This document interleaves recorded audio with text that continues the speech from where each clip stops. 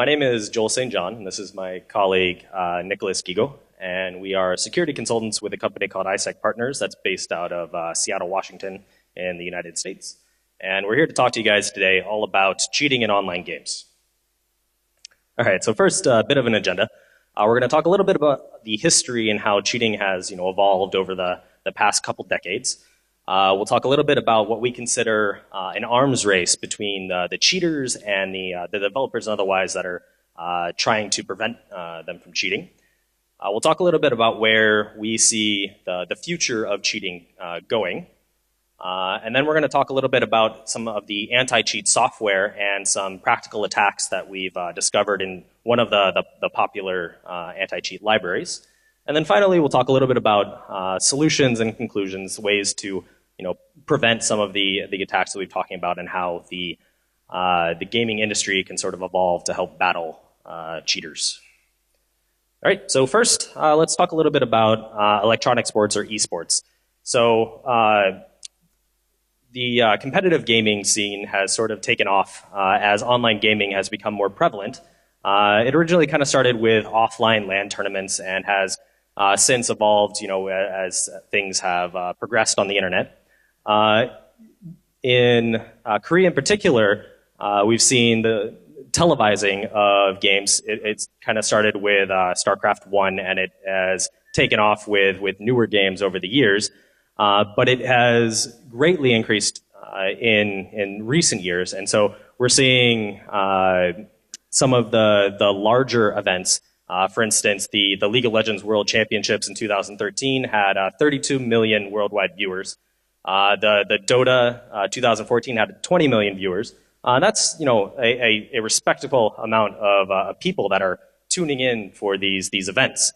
To give some context, we look at forgive us, we're kind of biased by being from the U.S., but we look at things like the Major League Baseball, the World Series had 14.9. The National Basketball Association, the final games in there aren't getting as many as some of these electronic sports tournaments, and that really gives some context to how this has been blowing up in recent years. It's got a bit left to go for some of the bigger events like football and things like that, but it's definitely gaining traction and more people are getting into it, which we think is great. But it's kind of interesting to see how these numbers are starting to develop. All right, so in addition to this, as the gaming industry has been growing, we're seeing more and more money getting involved in all the different stages within it. It's become a multi-billion-dollar industry, and we see people making money in a lot of different ways. So some of the publishers have subscription models, so you see that in a lot of MMORPGs and such that have a monthly fee to let you play, and that's sort of where they're making their money. On the side of the gamers themselves, they're seeing high value in streaming their content through sites like YouTube and Twitch, and some of these guys are making quite a bit of money doing that. And then they're also garnering sponsorships through some of the OEMs and otherwise that want to publish their ads on their stream. Finally, we also see a bit of a virtual gray market. So in again, games like MMORPGs, if you have in-game currency, items, anything that you can really attach a real-life value to, you can probably sell online in one way or another. It might be against the terms of service, but there's not really a good way for them to prevent those sorts of transactions from going. And so as the money becomes more and more of an issue, we're seeing cheating become a more and more profitable venue. And so it's becoming a lot more sophisticated. All right, so just to get on the same page, what do we consider cheating?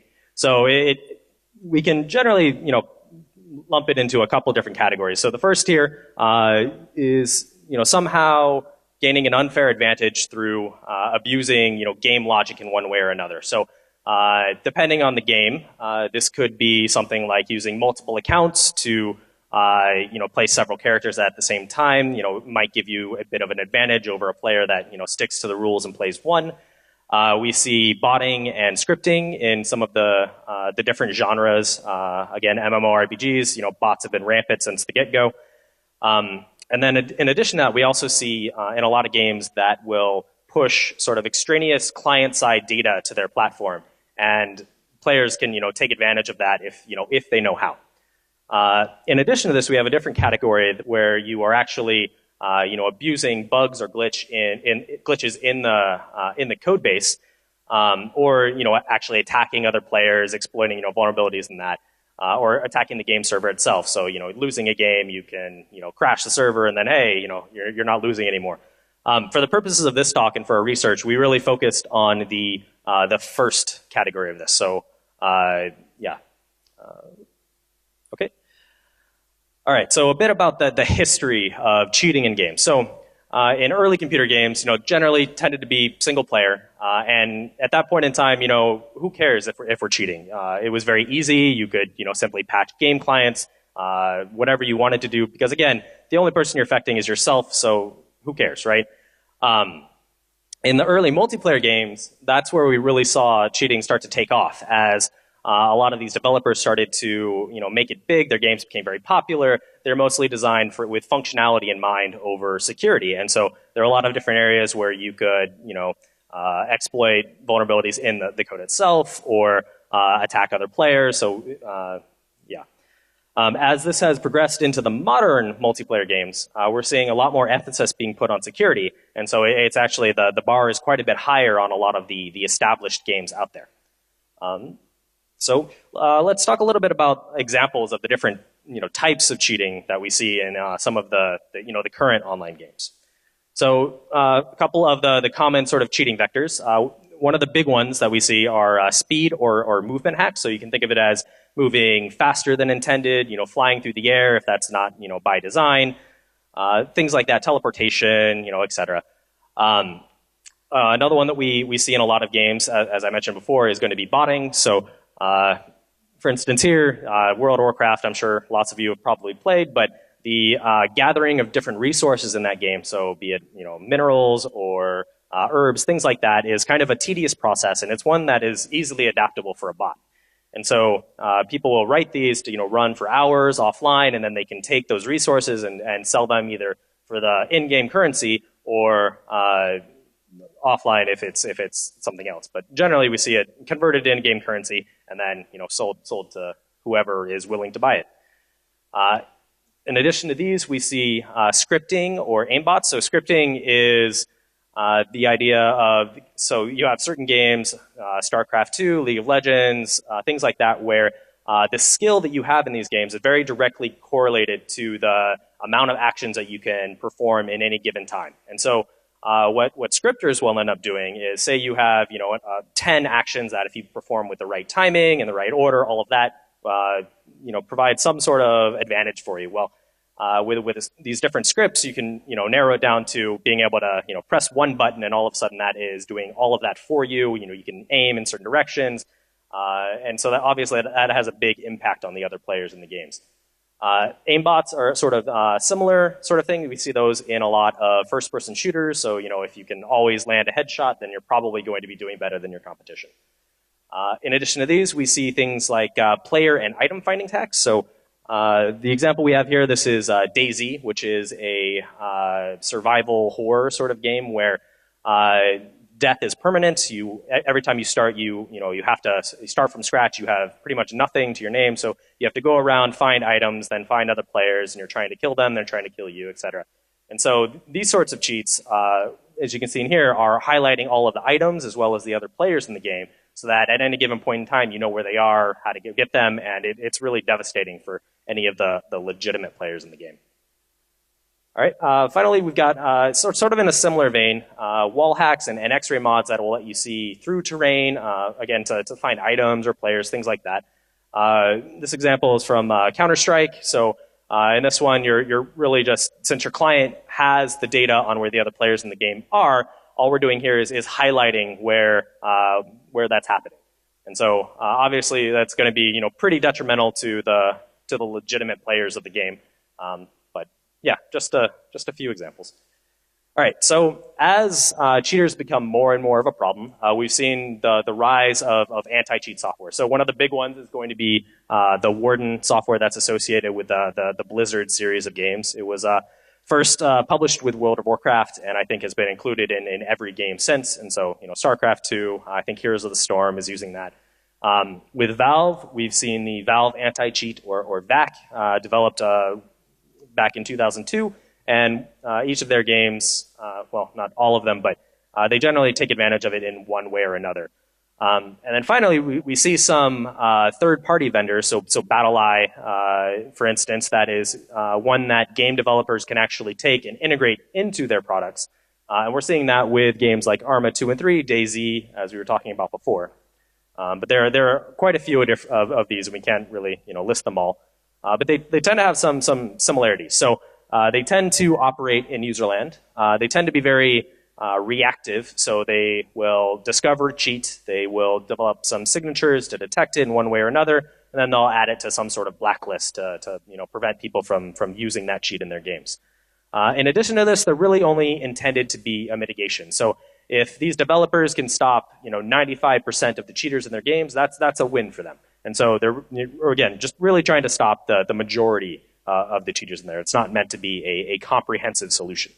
They sort of know that determined people will probably still be able to cheat in one way or another. All right. So I'll turn it over to Nicholas to talk a little bit about the current state of cheating in games. Hey guys. So Joel just covered the what we're looking at in terms of cheats. So we're going to jump right through on the how. So how this works. So most of the cheats out there are based off a DLL injection. Which means that you have two components. You have a DLL that actually contains the cheat logic, and then DLL injector, which is a pretty common thing, but essentially what it will do, it will inject the DLL into the game process, and then once the DLL is in there, it will install hooks, and usually around DirectX calls in order to display ESPs for extrasensory perception. So this is what I showed you for the Counter-Strike example or the DayZ example. So you'll be able to see enemies that you're not supposed to, like wall hacks and things like that. And also, since the DLL, the cheat itself, is executing within the context, within the process address space of the game, it has full access to read and write without any performance hit. It's running as if it were part of the game. A second type of cheat is attempting to be a little more subtle than going in there and just patching things out. It's external cheat. So what this does is the cheat will run into a different process, and it will be calling read process memory and write process memory to read and write data from the game. Generally, patching is not involved in there, except, well, what I mean is patching in-game is not involved. It's all just using these system calls. And in order to display an ESP, so in order to display something for the cheat, they usually use a transparent windows, which is a window feature, Microsoft Windows feature, that allows you to display things on top of it. Transparent windows do not pick up keyboard or mouse input, so it's only just visual. That's how they do it. Now, a third type that is pretty common of cheats are going to leverage the network packets. So what they do is they reverse the game protocol, and then they use this information, let's say, to replay packets or modify packets or introduce lag. So to be more specific, let's say there's a packet that says, I just dealt damage to that player of 50. Cool. Well, let's replay that packet a couple of hundred times and see what happens. So that's pretty straightforward. Or modify packets, same idea. The lag is actually pretty interesting. For shooters, for instance, your client, your game client, is going to be sending your player's position to the server at regular intervals. In turn, the server will forward that information to all the other players. Now, if you just find that packet and manage to hold it back, and just drop it, as in a firewall, then the other players, the server and the other players, are not going to get your character's position. So in effect, it will appear to them as you're teleporting around. You guys can imagine how that can be an advantage.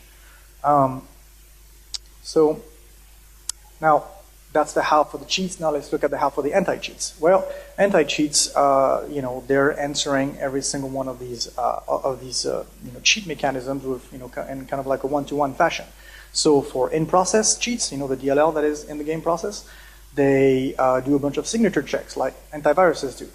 There's some game-specific checks. For instance, let's say that the maximum life is 100. Well, if you go and patch it to be 120 and send that to the server, they might, well, actually, no, not send it to the server. This is the in process, so they might actually pick it up. Also, hook detections. Well, all the patches that I was mentioning in DirectX or in modifying whatever vtable with C++ objects and things like that. So wherever the hooks are known to be found, they will check for that.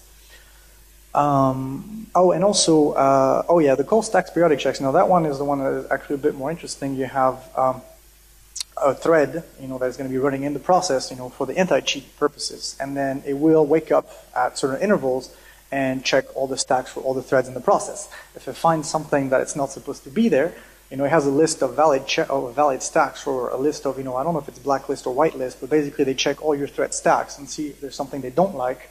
Well, you get caught, and then you have a bad time. You get banned or kicked, or depending on the game, depending on the protocol. Now, another one that is interesting is debug-related detection. So cheats got a little smarter in the way they do things. So they achieve the same thing, but the way they do it is they leverage exception handling. So instead of hooking by just patching in there, what they would do is maybe put int3, like a OXCC instruction, which will drop into debugging. So basically, they would leverage debug features to hook in a way that is a little more subtle. Also, we believe it's been used as an anti-debug mechanism, so that cheats cannot be to try to make cheat development more difficult. So if you're trying to debug the game and put breakpoints in there, then catch you as a cheater and ban you. For out of process, it's roughly the same thing. What it will do is it will just open all your processes and scan them for signatures, for DLLs. The ones that are a bit smarter will also try to do pattern searching in all the address space, not just the ones that are flagged as executable, but all the memory regions that you have in your processes. Oh, and in order to do that, in order to be able to open all the processes on the system, they usually need to be running as system themselves. Otherwise, some processes may not open so easily. Now, there's a few other things that we've seen. For instance, signature for, scanning files offline. So right now we've been talking about scanning, the processes, right? What's actually running. But what they've been doing is actually scanning your files on disk, which, might be a privacy concern. I'll let you decide that. Another thing that was a privacy concern a little while ago was that they were checking for your DNS queries, because a lot of the paid cheats auto-update, because every time a cheat gets detected, then you need to update the cheat and to bypass the detection.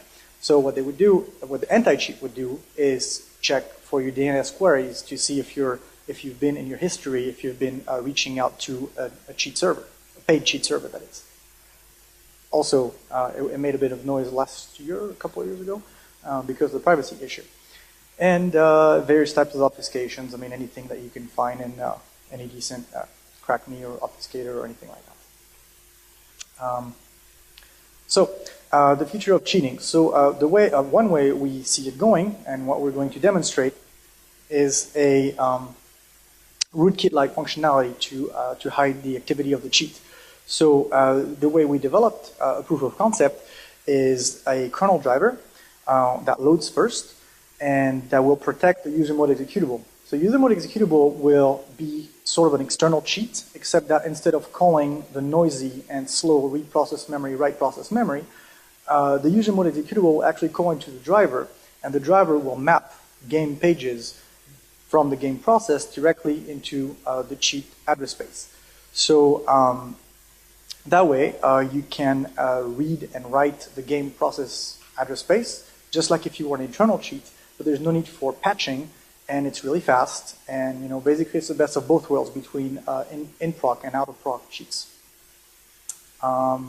Also, in order to deter the offline file scanning, we haven't implemented this, but it's pretty common knowledge that you can just install a filter driver on top of the file system stack, and then whenever your cheat is about to get read as a file, then you just say, there's no file here. What are you looking at?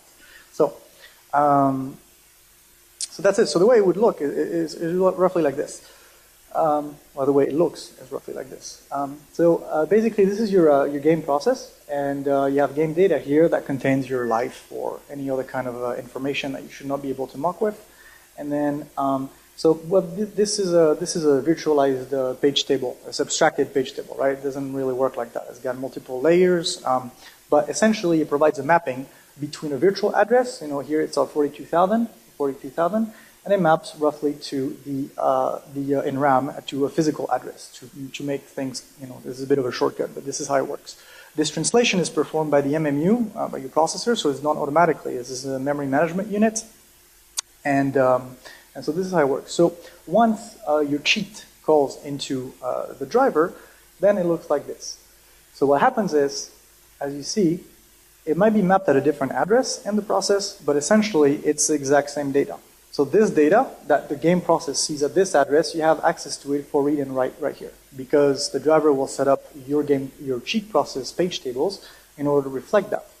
So you're your cheat process, and you can just read and write to that memory, and it will be, well, it's pretty transparent, right? In terms of performance, nothing. It's just zero hit. I mean, the initial hit is because you need to call Nyoctl into the driver and say, please map this area.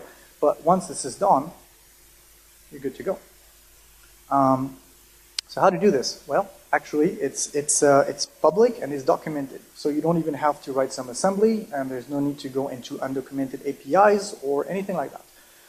The interesting ones, the interesting APIs here, are PS lookup process by process ID, which is finding the game process, and then allocate MDL. So an MDL is a memory descriptor list. It's basically a Microsoft-defined data structure that contains, it describes physical addresses. So remember what I had in the bottom on the previous slide, you know, your RAM. So this is what it's about.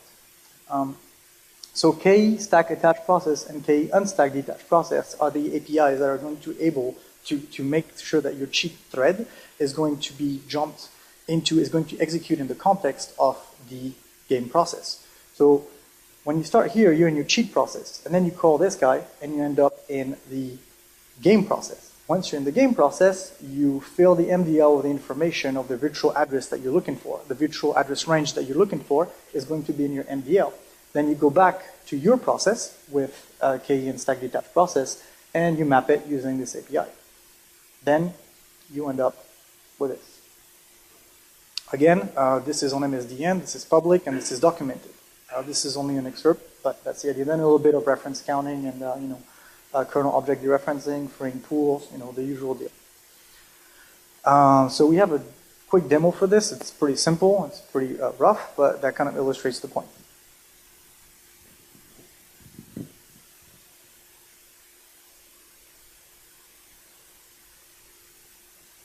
Okay, so this is how it looks. What we're going to do, if the demo works, that is without getting a handle to the Notepad, we're going to read and write its buffer.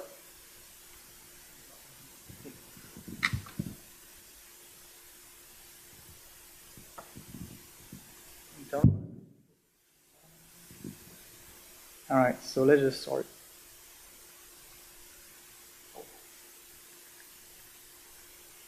So here we just start the driver. Okay, started. Now we're going to call that little proof of concept. All right. So apparently the Notepad buffer is at this address in the remote process, in the Notepad process.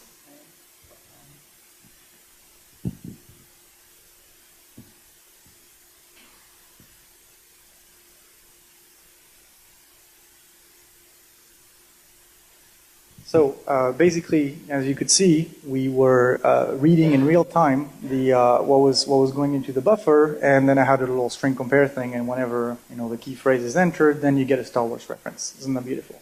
Now the interesting part of this is that if we look at and I haven't cheated, it's not like I had a handle and I closed it, right? So the interesting part here is that if you open the process and you look at the handles, all this was happening without without using the conventional cheat method, which is get a handle and do read process, write process. So there's no handle. This is all completely transparent, which makes it very difficult to detect. Not impossible, but it's very difficult. Okay, how do I get this back? All right. So pros and cons. What I did? Oh.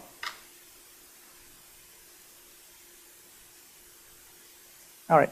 So pros and cons. Well, as you can, so the strength of this kind of method is generic. So it is not something that's specific to a game or a certain type of cheat or anything. You can apply that to anything. It's virtually undetectable from user mode. So, I mean, there are anti-cheats that go into kernel, and I will talk about them, but the majority of anti-cheats out there are user mode only.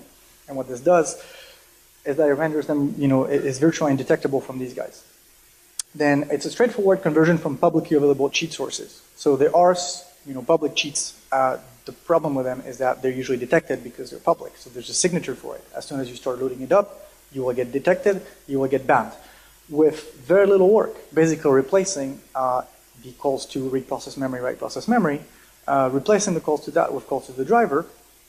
If you have a nice little interface, then you can just easily convert it turn it into a detected public cheat into an undetected private cheat, very simply. And the performance is good, like we saw. It's leveraged by the hardware. The pages are basically dual mapped, and it goes very, very quick. The limitations, well, obviously, we're in kernel, so if the anti-cheats also jump into kernel, then it levels the playfield, and then it turns into a good old antivirus versus virus, complete mess, which prompted Microsoft to, introduce patch card. Then another thing about it is that you need to be running your machine in debug mode or to get your driver signed. It's up to you. Now, another thing, now this is actually a second part of the presentation. Right now we've shown you the limitations of anti-cheats and how we can defeat that. Now about the anti-cheats themselves, now we're going to actually attack. We're going to show you a couple of attacks that we developed against an anti-cheat. Well, while they're trying to prevent people from cheating, they actually open up an attack surface on the client and on the server. And the interesting part of this is when you have a vulnerability in a game, well, you have a vulnerability in the game, that's it. When you have a vulnerability in an anti-cheat that is running on multiple games, you have broad applicability. So what happens when there's a flaw? Well, you get a flaw in many games. So our case study here is BattleEye. The way it works is that you have a BattleEye global server that keeps track of accounts and bans and things like that.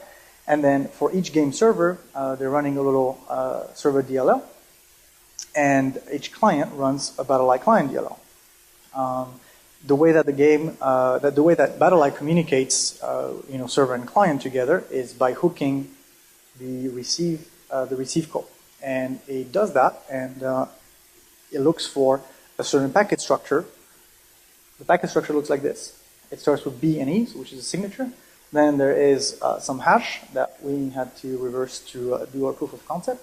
And then there's a length, and then there's the data. It's a pretty simple, straightforward, packet structure. We've seen that before. And so we found a couple of bugs in this. So the first one is a sign extension gone wrong. Remember the length that we just showed you guys about a second ago in the packet structure? Well, it gets read here, and it gets shoved into CL. And if it's not FF, then we go over here. I'm not sure if you guys can see, but we see a move SX, which is very, very evil, because what SX will do is it will sign extend the length. So what they did is basically they used the sign type to describe the length. And so you end up with a very large number in ESI. Then a little later down the road, when they're processing the packet, they add 4 to this. So if we pass FC, you end up with FFFFFFC. You add 4, you end up with 0. And then the call over here to the operator new, it will basically allocate some memory, allocate 0, and you will get with a heap minimum allocation. So you end up with a very small buffer, 4 bytes, probably 4 bytes if you're on x86. Then they end up storing it at EBP plus 4, and they pick it back up over here. EBP plus 4 ends up in ECX, and then they drop 7 out of there. So you go from 0 to a really large unsigned integer, roughly. And that gets passed to memcopy. So you end up with a small buffer and a big copy. you trash the whole heap. So that was bug one. Well, exploitability, as you can imagine, with a copy of FFFFFFF something, a denial of service is going to be pretty quick to attain with one packet. Remote code execution is possible because, well, we are overriding heap data, and the data we're overriding with is attacker controlled. Now, it might be pretty difficult because separate heap limits the attack surface. We actually had a hard time finding a vtable or anything interesting to override in here, but we came up with a tool to help us find things, and we found a couple of things. But exploitation, I mean, complete, remote code execution was a bit out of scope here, because if you think about it, a DOS in this kind of scenario is already pretty bad. I mean, as Joel mentioned, there's a lot of money in this. So if you're in a ranked game or something like that, and you're in a corner, and everybody hates you, you're getting shot at, and you can just pop the server, that is already kind of a big deal. Another thing that makes the exploitation difficult is that there's a race condition. So you're actually going to have to get code execution and stop the thread before it trashes the address space and pops with a write 80. So yeah, so possible, just very difficult. DOS is obvious. And then the second bug we found in the anti-cheat has to do with the login to the admin console. And I'll pass it back to Joel for this. All right, so the second one here, when you want to access the admin console for BattlEye, it's going to do a couple of things. The first thing it's going to do is check the length of the provided password against the stored value for that. And so that makes it pretty easy to determine based on the timing what the actual length of that password is. It doesn't take many requests at all. Once you have the correct length for that, it's going to jump into the second piece here, where it's going to perform just a straightforward string comparison against the stored password. And so what you can do here is as it's doing that, it's going to go character by character, and as it gets more correct characters in the password, it's going to take longer. And with a high enough sample size, we can actually measure that. And so we actually have another demo here. So that sucks. Sorry, one sec. I had this set up. Oh, let's see if this works. Sorry, I had this going, and apparently it decided to close while we were getting ready to go.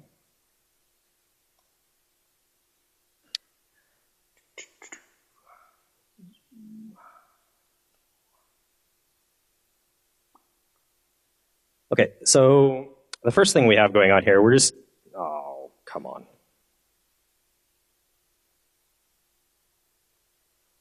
We used password safe just to generate a long random password.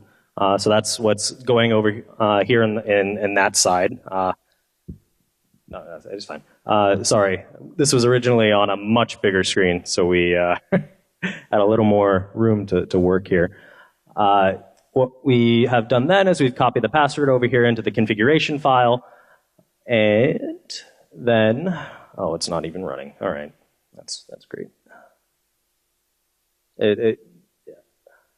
All right. Again, sorry. All right, so we have a Python script here that is going to be using that. So we showed you the packet structure. We wrote some scripts that will mimic that structure and then generate something like, I think, 500,000 requests for each character. And so that's going to be starting over here on the side. It's probably a little hard to make out, but we kind of going through one at a time. And we fast forwarded a little bit here, but so it's just going through. And if I can move it a little bit, so each, I can move it without it breaking. You can see it kind of going through here, and it's matching up with the password that we randomly generated. It'll take a little bit here. I think it's like a 24 character password, but bear with us. But so for this stack, we're actually exploiting locally, which is just to show that it's possible. But it could be pretty easily adapted to work over the network. It would take a significantly higher amount of packets and more time and all of that. But there's no reason why it will work.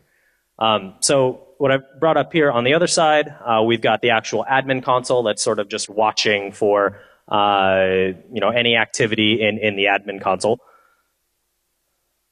And give it a few more. So I think we're back in real time now.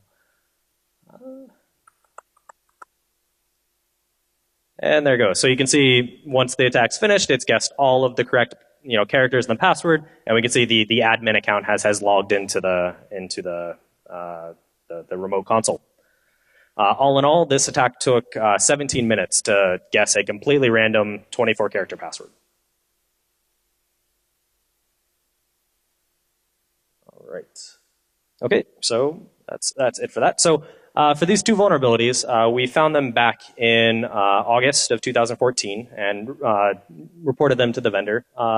Currently, the first bug that Nicholas talked about has been fixed.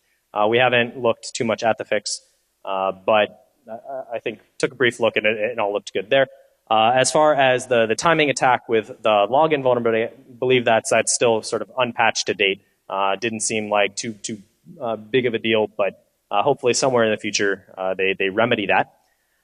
Since we originally did this research, BattlEye has actually changed the way that they operate a little bit, and they've created a kernel component to the anti-cheat library. And so we haven't actually had any time to look at that at all, but it's sort of an interesting re-architecture that may have other implications that we'll talk about a little bit. All right, so as far as where we see anti-cheat going, as this arm race sort of continues, we're going to see some of the anti-cheat libraries, as we mentioned before, like BattlEye, starting to move that arms race into the kernel. In addition to this, we see some games, League of Legends, Counter-Strike, quite a few other ones, that have actually introduced a human factor into it. So where you have, I believe it's like the Tribunal in League of Legends, I can't remember what it's called in Counter-Strike, where you have players policing each other. So is it also, okay, Tribunal in Counter-Strike as well then. And so it turns out, people are pretty good at recognizing other, players cheating in the game. And so you can help, mitigate some of that by giving them the ability to, report each other and review that sort of information. As far as, full-blown solutions, that's definitely a trickier problem because at the end of the day, a lot of these issues with cheating are stemming from the fact that, we own the hardware that we're playing on. And at the end of the day, we have full control over that. So even as we move into the kernel, it becomes, as we mentioned before, sort of the, virus versus antivirus sort of scenario, except in this case, we're on the side of the virus. And so that came down to a question of, in the kernel, who loaded first? And if it's our hardware, we can ensure that we're always going to load first. So even as you're trying to battle that in the kernel, we can, change a lot of that so that you can actually detect it in there. In addition to this, we see closed platforms. So you can think of things like consoles and otherwise, where we may own the hardware, but it's significantly harder to get access to that underlying hardware. It becomes much harder to actually leverage that to cheat in these games. And so moving towards that sort of system may help fix this problem. Also, some vendors are looking at full streaming of games, which at some point, you'll have your PC, and that'll be acting as sort of a thin client, and all of the data is, sent to the game server, which is processed there, and, you're getting, nothing that you actually have access to on your PC. That one's still, a little bit hard, in particular in the US, because, you can think of the amount of bandwidth that you would be, sending over, and it's also moving all of the processing with the game itself. You'd be moving from the client to the server, which definitely has some implications. All right. So for conclusions, as we talked about, anti-cheat really at this point in time is just a mitigation at best. We've sort of demonstrated that there are comprehensive ways to avoid anti-cheat completely if you have the know-how. In addition to this, it's also creating additional attack surface. So with BattlEye, we found a couple bugs that at the end of the day, it actually making the products more vulnerable than if it was not using them at all. the current anti-cheat, can be, pretty much completely bypassed by using sort of the sort of scenario that we've talked about. So the dual mapping of pages in memory. And finally, we're going to need to see some really fundamental design changes to actually, solve this problem comprehensively. All right. As a bit of follow-up, so when we originally did this research, it's been, close to a year now. We're seeing more and more, as we talked about with BattleEye, for instance, they've implemented the entire kernel driver portion of this, and that has some interesting implications in of itself, because now, if you have a bug in that, it goes from, you have an application crash to all of a sudden now you have a bug check. And so as you get people, like game developers and otherwise that are now writing kernel code, I don't know about you guys, but that can, be a little bit troubling depending on, who is actually writing that code. And in terms of like third-party developers, do you actually trust them to write kernel code that you're integrating into your product? Yeah.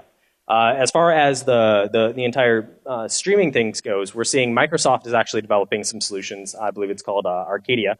And I believe there are some other vendors that are looking into it as well. And so that's something that we may see, trending into the future. Sorry. So one more thing to follow up on the way that this has been evolving since last year is that now, they have, like Joel just mentioned, now they're running the kernel driver.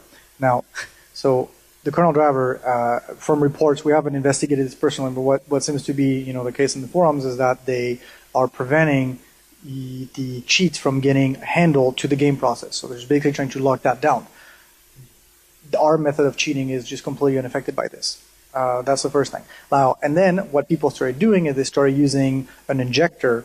I forgot the name of it, but essentially it's a DLL injector that works through a kernel driver as well, and then they inject, the DLL that way. So then the anti-cheat started detecting that the kernel is running, that the OS is running in test mode. So again, if you are yourself in kernel, you can prevent that kind of detection. So this is the current state of things from a distance, because we haven't, again, investigated personally, but this is what it looks like right now. Yeah, that sort of sums up everything. So wanted quick thank you to some of our colleagues for all of their help during this, and wanted to establish that interns are indeed people too. They helped us with the timing attack implementation. So many thanks to them. But any questions?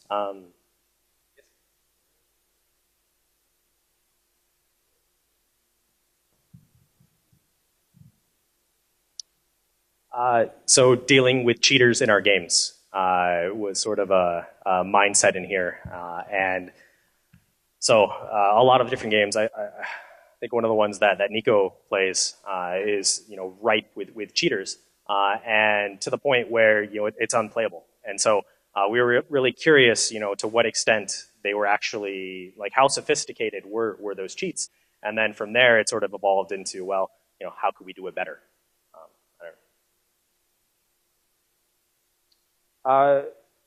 So we can't talk about specifics, but it has come up since with some of our clients, and we've talked to them a little bit about those sorts of things. So it's definitely something that they're thinking about, and they want to solve. Like, they definitely have the intentions. They want to prevent people from doing these things, but it's definitely a tough problem to solve.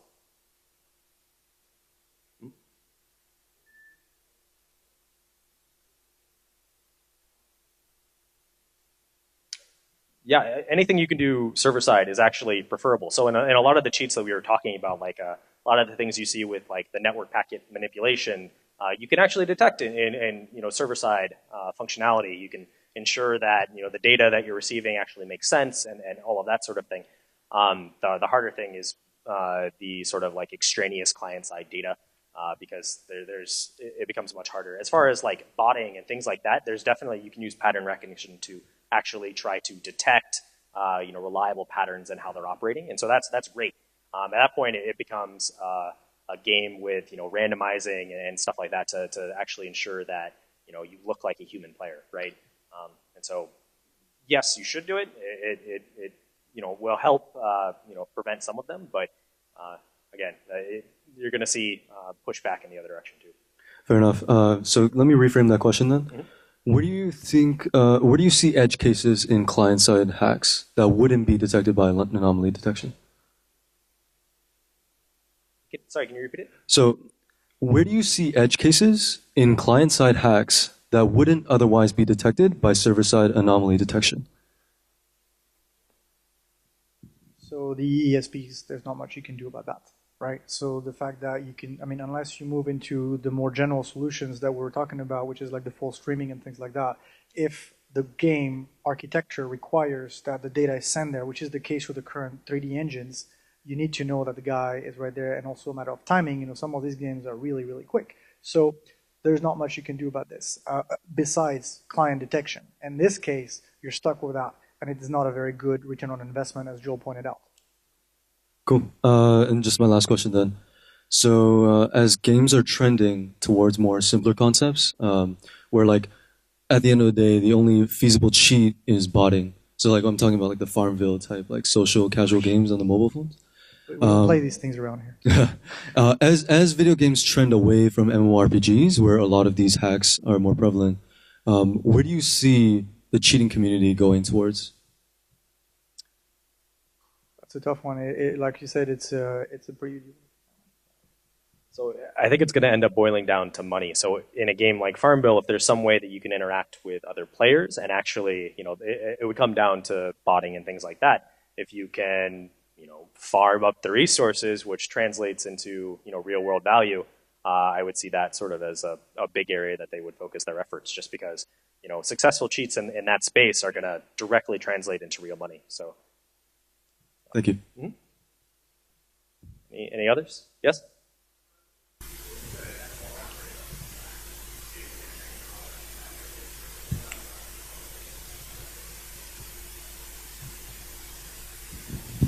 Perf. That means we're going to end up right now. You do shadow paging on hypervisor. Not it's true. Based on the previous question, this was not a concerted effort. We started seeing cheats, and the first thing was just like, and being, players from the 90s, we're just like, whoa, how did they do that?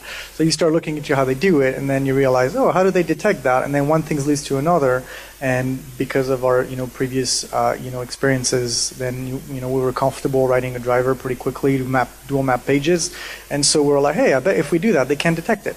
So we did that, and then it worked. It was not, but you could do something with Hyper-V. I don't know if Hyper-V supports 3D, but I know some hypervisors will support, visualization of 3D cards. That's a possibility as well. Yeah, that can definitely go towards that. Actually, we are actually aware with efforts in academics to detect whether you're running within a Hyper-V machine. A virtualized machine, so a virtualized box. So yeah, it's definitely an area where it could very likely go towards. Yeah, we feel like streaming is going to become that's a guess though. We feel like streaming is going to become bigger and bigger, and it's going to make this whole deal of kernel drivers or hypervisors is going to make this a bit irrelevant in the long term. So that's true. That's true. It's a never-ending story. Do you have any other questions? Cool. All right. Well, thank you guys for your time and your attention.